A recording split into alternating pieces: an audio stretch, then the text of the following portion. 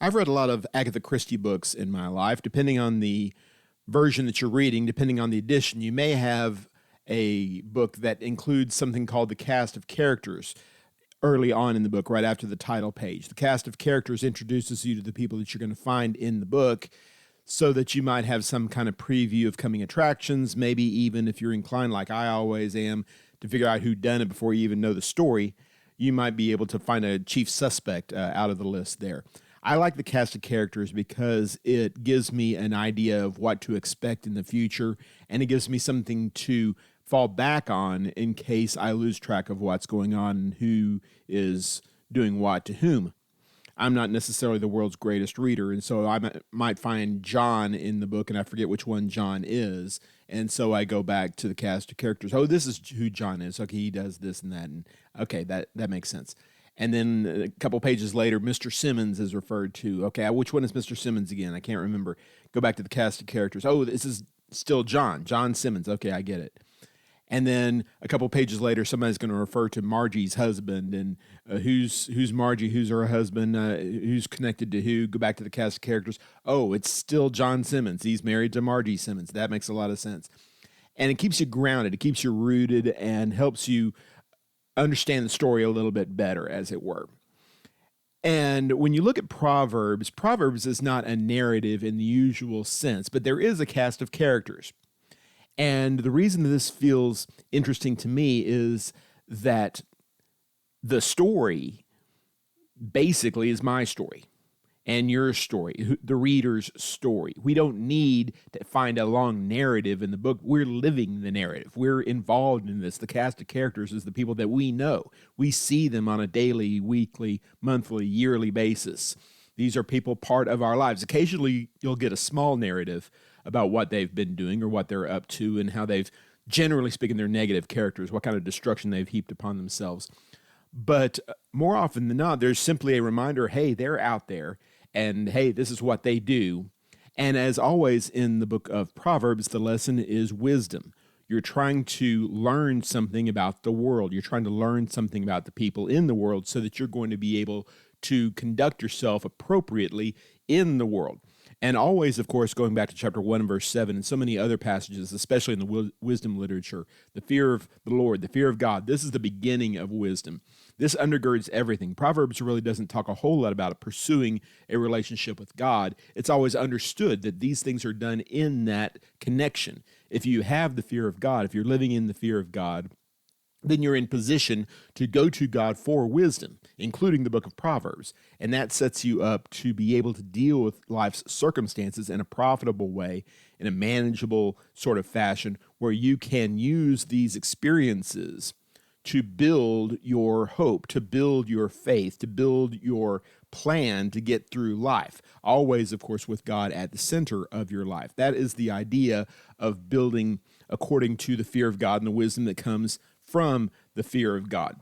A big part of that is knowing how to conduct yourself in the world. And a big part of conducting yourself in the world is being able to deal with the people that you meet in the world.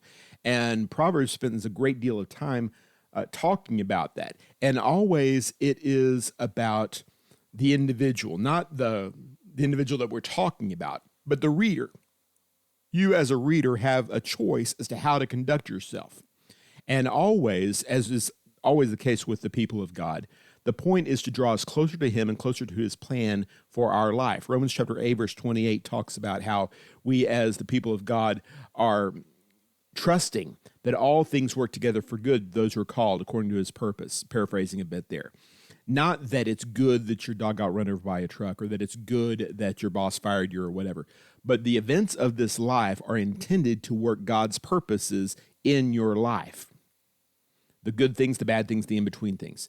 And that tells me that if it were for my good, that these rotten people did not exist, or they somehow fixed themselves, or simply avoided my path and didn't become my problem, then that's what God would have done for me. That's not what God does for me. That's never what God does for me. It's my task then to find the good in these relationships, to find the good in my dealings with my fellow man, including and particularly my dealings with people that I don't especially care for, the people whose life plan, the people whose approach to life and approach to God may be fundamentally different from mine. Oftentimes, my prayer, and your prayer, I suspect, is that such people stay away from our doorstep, that those people not touch our life any more than necessary, that somehow we can avoid these things and be freed up to pursue God in the way that we would like. And that's a fine prayer. There's nothing wrong with that. We see that throughout the Psalms, for instance, being delivered from the wicked man or the evildoer or the foul or violent man. But a much better prayer, in my estimation, is praying for the strength to learn the lessons that God wants you to learn from these situations. And of course, the psalmists typically come back to this point, either at the resolution of the problem or in the prospect of the resolution of the problem. We're going to give praise to God one way or the other. God is going to work his way through us. If we trust in him, if we believe in him, if we have confidence that he is in control of the world, we can have confidence also that he's in control of these situations. And that means my dealings with these people that I'm calling the cast of characters here, especially from Proverbs chapter 26. If you have your Bible, you can open up and follow along with me here. By looking at these characters and by assessing them, we can see them in our lives. And I promise you, if you're keeping your eyes open, you're going to recognize these people. You may even have names and faces for these people. And Solomon's point, God's point, my point, is that by identifying these people, we can properly deal with them, learn the lessons that God has for us in them, and benefit by our dealings with them. Even though we might, all things being equal, like to not be around them, we realize that actually we are drawing closer to God. We are becoming more faithful, more useful in God's service because of our dealings with them. So that's what we're going to talk about. We're going to kind of go through this list rather quickly here. I'm going to introduce you to several people, and some of them come up more than once, but especially here in Proverbs 26. It seems like Solomon is giving us a list of people. These are who you're going to have to deal with, starting with the fool, which is one of the most prominent characters in the book of Proverbs. I'll start reading verse number 1. Like snow in summer and rain at harvest, honor is inappropriate for a fool. Like a flitting sparrow or a fluttering swallow, an undeserved curse goes nowhere. A whip for the horse, a bridle for the donkey, and a rod for the back of fools. Don't answer a fool according to his foolishness, or you'll be like him yourself. Answer a fool according to his foolishness, or he'll be wise in his own eyes. The one who sends a message by a fool's hand cuts off his own feet and drinks violence. A proverb in the mouth of a fool is like lame legs that hang limp.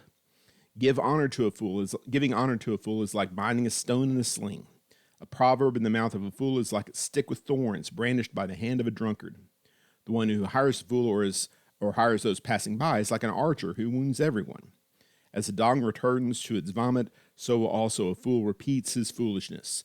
Do you see a person who is wise in his own eyes? There's more hope for a fool than for him. And we're going to come back to that last guy who might be considered to be another character in just a second.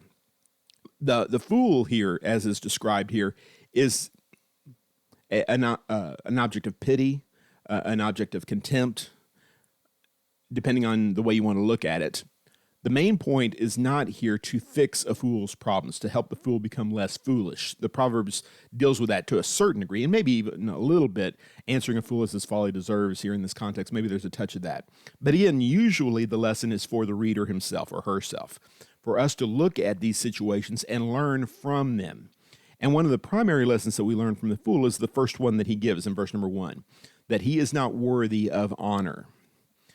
And we're not talking about respect. We're not talking about dignity. We're not talking about shaming somebody simply because their IQ level is not high enough or because they messed up publicly or embarrassed themselves on social media or something like that. That's not the point. The point is that there is a tendency among a lot of people, and it seems to me like this trend may be increasing. There is a tendency to help people who are, or try to help people who are struggling, people who do not have their act together, who have failed again. And sometimes it's because of laziness, sometimes it's because of circumstances. Lots of times, though, it's just because they choose poorly and continue to choose poorly, whether it's alcohol and drugs, whether it is laziness on the job, whether it is some kind of character flaw, whatever it happens to be. This person persists in this self-destructive behavior. And what a lot of people want to do in this situation is lift him up, protect him from his own mistakes. We hear a lot about helicopter parents these days, or even lawnmower parents, trying to get out in front of their children and remove any kind of obstacle so they'll never be in trouble, so they'll never hurt themselves, as it were. Children, as Proverbs talks about this incessantly, in fact, are inherently foolish. It's not their fault. It's not even their parents' fault. It's the way life is. Parents' job is to help them overcome their foolishness, to beat it out of them if necessary. What we'd rather do instead sometimes, for whatever reason, is to encourage them in their foolishness, hoping somehow, given an opportunity, this problem will fix itself. Maybe that's easier on the teacher, maybe it's easier on the parent, maybe it's easier on society. But we somehow think that foolishness is going to fix itself. And Proverbs says over and over again, it will not. In fact, far more often you find complete despair over the fool ever escaping his foolishness. I think that's largely overstated and given in broad terms for emphasis' sake. I think I wouldn't give up hope on anybody necessarily in a complete sense. But we know from experience, just like we know from reading the Bible, that fools tend to perpetuate their foolishness.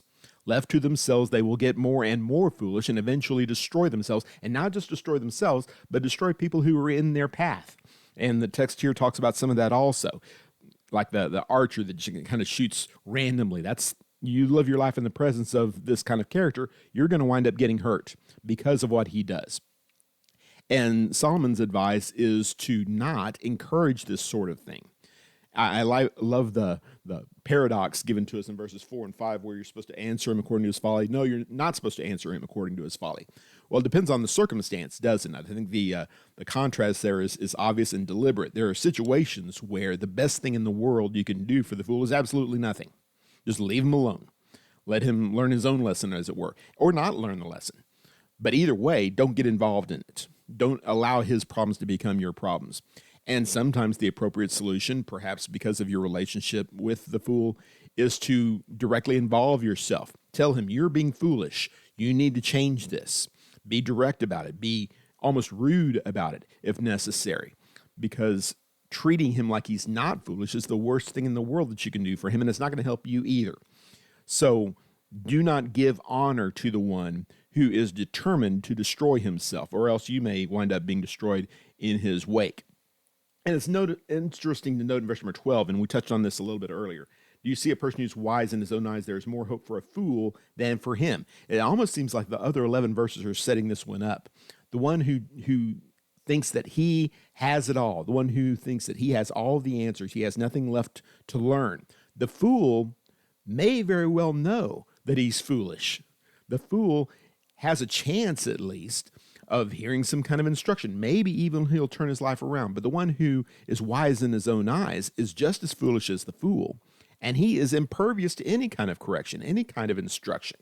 He's not even going to try to listen to wisdom. So there's more hope for the fool, who has almost no chance of coming back than there is for this one who's wise in his own eyes. That same kind of phraseology comes up in the second point, starting in verse number 13. The slacker says, there's a lion in the road, a lion in the public square. A door turns on its hinges and a slacker on his bed. The slacker buries his hand in the bowl. He is too weary to bring it to his mouth.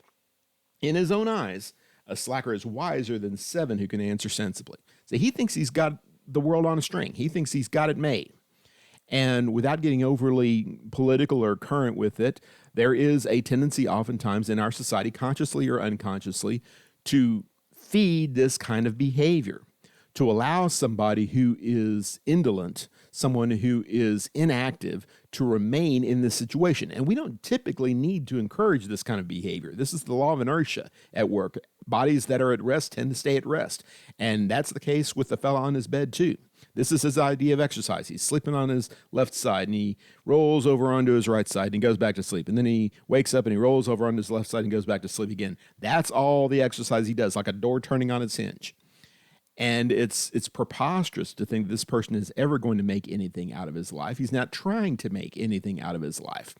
We see him elsewhere in the scriptures, watching his farm turn to dust around him. And he wakes up one day, what happened? How did all these thistles get planted? How did all these walls fall down? Well, nothing happened. That's the whole point. You didn't make anything happen. You didn't choose to assert yourself in this situation, and your life fell apart, whether it's your farm or any other kind of situation in your life. Deliberate, conscious, intelligent effort is needed to exercise control over your world so you can get where you want to be. The slacker refuses to do that. He thinks it's too much trouble. And again, he may be encouraged in this behavior by his family, by his culture, or whatever, to simply stay in place. Well, this is good enough. I'm getting by. I have all that I really want. I'm not contributing anything to society or to my family or to myself even, really. But I'm satisfied where I am, and I'm just going to stay here. That person is going to make any kind of excuse.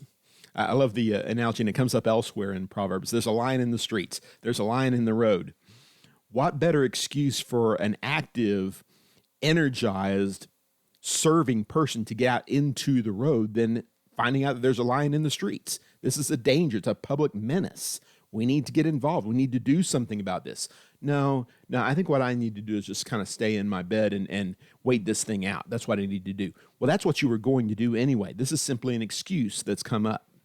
I don't know how many lions are prowling the streets of Georgetown, Texas, or wherever it is that you happen to be today. I suspect that in most situations, and I suspect probably in this fellow's situation, this is just an excuse. There's some kind of wild rumor that such and such is going to happen, that bad things are going to happen.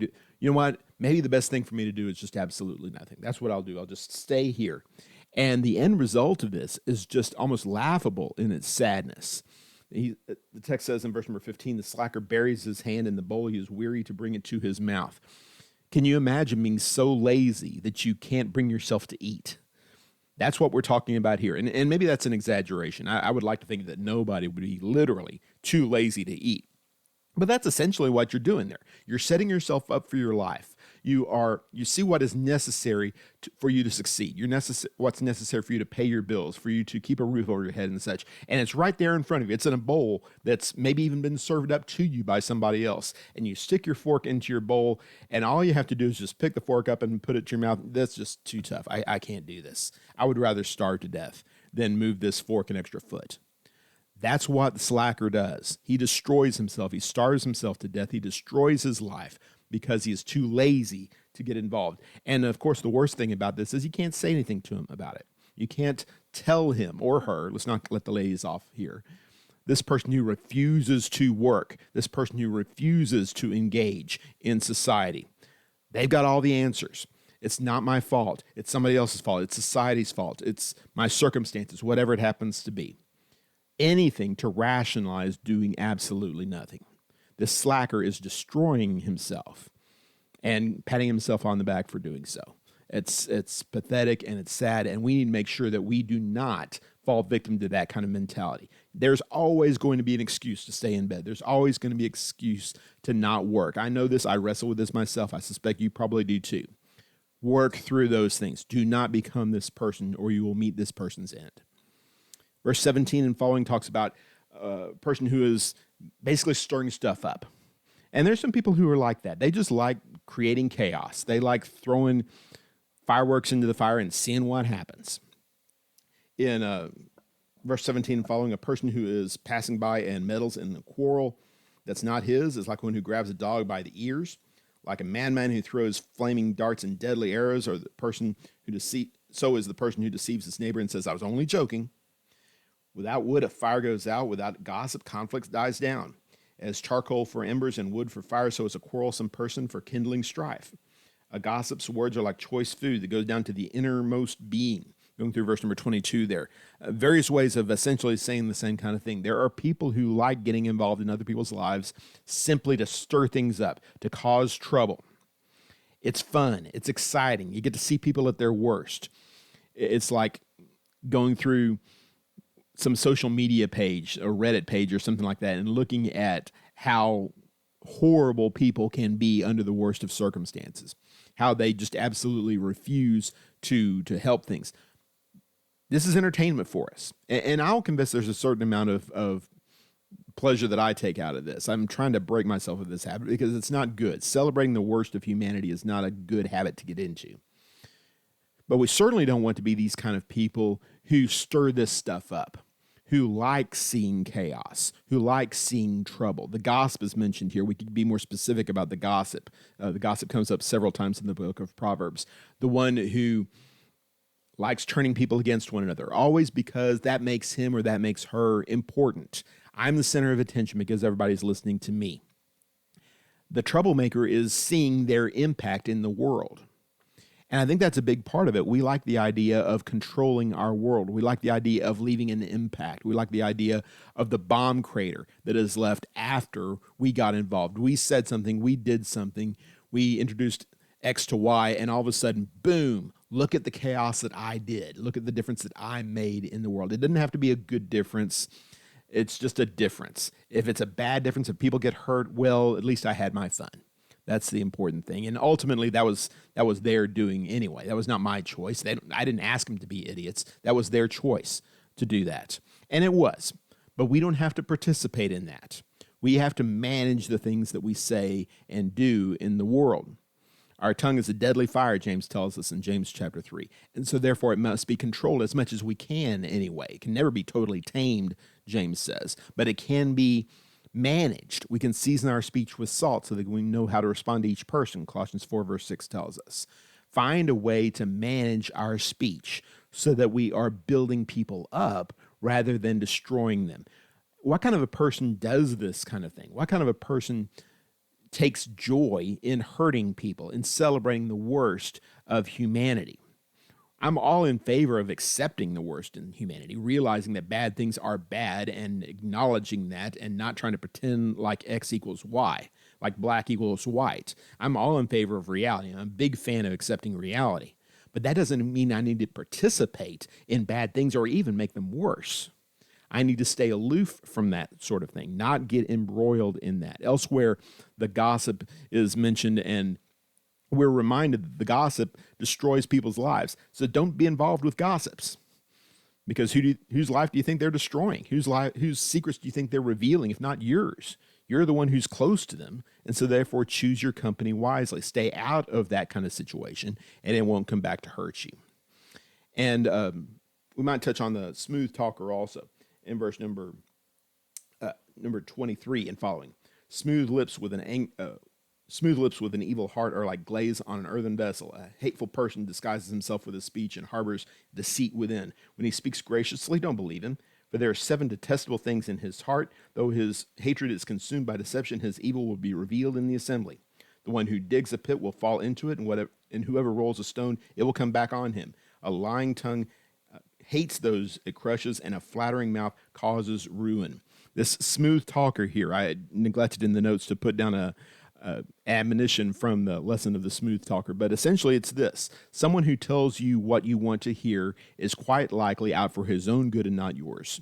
Just because somebody is saying something you like, just because somebody is clever in their speech, and that includes preachers, by the way, that does not mean they have someone else's good in mind. In fact, really, the one thing has nothing to do with the other. It's the quality of the words themselves rather than the quality of the style in which they were presented. I'm, again, all in favor of style. I wish I had more of it in my presentation of important things. I think it makes it easier to listen to. But nevertheless, the way that we present so-called facts, the way that we present ourselves to the world is not nearly as important as the actual facts in the matter. And going back to the fool that we talked about earlier on, the fool can look at the smooth talker and accept what he has to say simply because he's smooth, simply because he says interesting things in an interesting way. Well, I guess that must mean that he's right. No, not necessarily so. You need to be discerning about this. People have a certain reputation. I don't want to spend too much time talking about specific job categories in our society, but there's certain people in our world, because of what they do for a living, you expect that they are being, if not deceptive, at least they have an undisguised agenda. They have a plan with their speech that doesn't necessarily involve conveying the absolute truth. We need to be careful about that kind of thing. We need to realize, watching television commercials may be the best example of this. Just because you see it on TV, just because there's a claim on the internet, that doesn't mean it's true. Well, but it sounded really good. It sounded like they had a really interesting point of view. It sounded like they consulted a lot of experts, and there was a really interesting headline on it and things like, well, okay, well, I'm sure that's fine. And it doesn't mean it's not true. We're certainly not suggesting that smooth speech is necessarily bad. But just because it's smooth doesn't mean that it's accurate.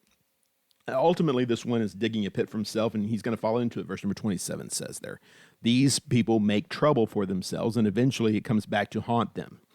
If you insist on getting through life flattering people all the time, eventually you're going to flatter them a little bit less effectively than somebody else did. And all of a sudden you've lost your friend, you've lost your supporter, they're against you now. And this path that you have taken is going to wind up with your own destruction here. What we need to do is be honest in our dealings. We need to expect other people to be honest in their dealings and be discerning while we are listening. And again, as is the case with all of these, make sure that we do not fall victim to this kind of thought process. Don't be the fool. Don't be the slacker. Don't be the troublemaker. Don't be the smooth talker either. Don't be the one who gets what he wants because he's so clever. The one who gets what he wants because he's able to persuade people. Have the truth on your side. That is going to be your ally ultimately, because we want to be part of the solution rather than part of the problem. And the smooth talker is part of the problem. There's no question about that. The text says that a lying tongue hates those it crushes, and a flattering mouth causes ruin in verse number 28. Lies come in different packages, different degrees, as it were. But if someone is determined to tell what he wants to tell rather than tell the truth, he will wind up hurting people. And so you make sure that you are not that kind of person, one, that you're aware that that kind of person does exist, two, and you're able to identify him. And by our proper appreciation for truth and for the quest for the truth, that puts us in position to be able to deal with the world more effectively, for us to deal with the people in the world more effectively, and always be governed by our faith, by our fear of God, and have a proper view of our role in it. Be the good guy. Make sure that we associate with the good guys. And when we are forced by circumstances to deal with the bad guys, do so in an honest and an observing and wise manner. There are lessons for us to learn here. And hopefully this has stirred your attention to go back to Proverbs in general, and Proverbs 26 in particular, and learn these lessons from these people in our lives that we wish weren't in our lives, quite frankly, but they are. And by God's wisdom, they are.